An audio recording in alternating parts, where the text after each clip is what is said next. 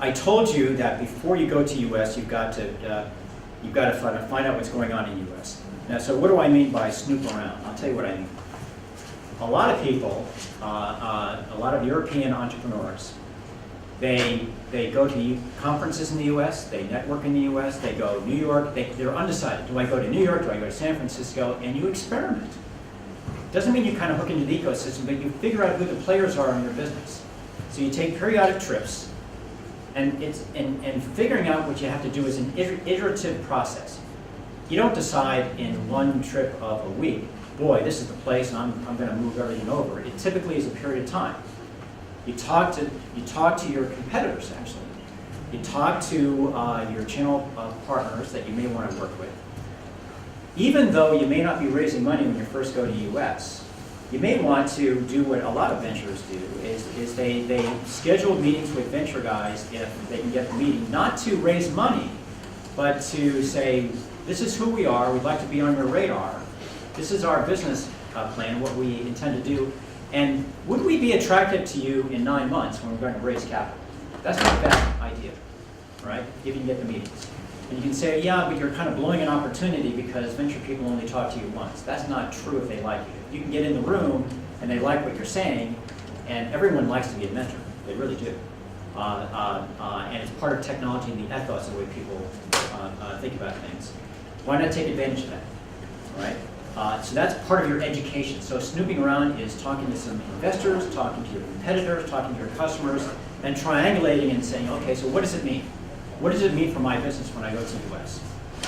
You know, and you know, what kind of presence do I need? What kind of talent do I need? And typically, it's marketing, business development, sales talent. And just focus on that, because I think that's the issue of the day.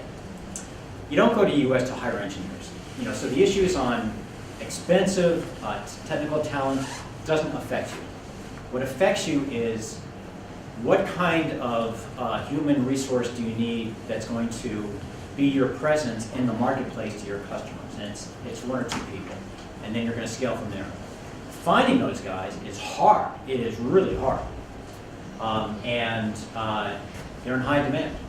You know, and typically you want to find someone with domain experience in your sector that kind of knows all the players and knows the pricing issues and can give you guidance on really not product design but adjustment.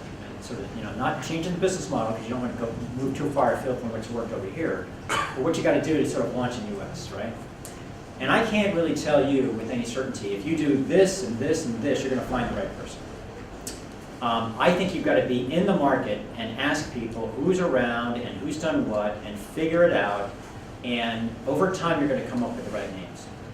Accelerators are probably the best place to land, quite honestly, because everybody is sharing who they know and who's available, and did you talk to that guy down, on floor number 2 and you're on floor number 3. It works. So, the hot acceleration San Francisco, Galvanizer probably is the best one. These are expensive places to go, and there's probably 20 in San Francisco. Hatchery is pretty good. I wouldn't go to Founder Space, and then there's Plug and Play. You guys are connected to them, but so Plug and Place in Silicon Valley. Let's talk about that.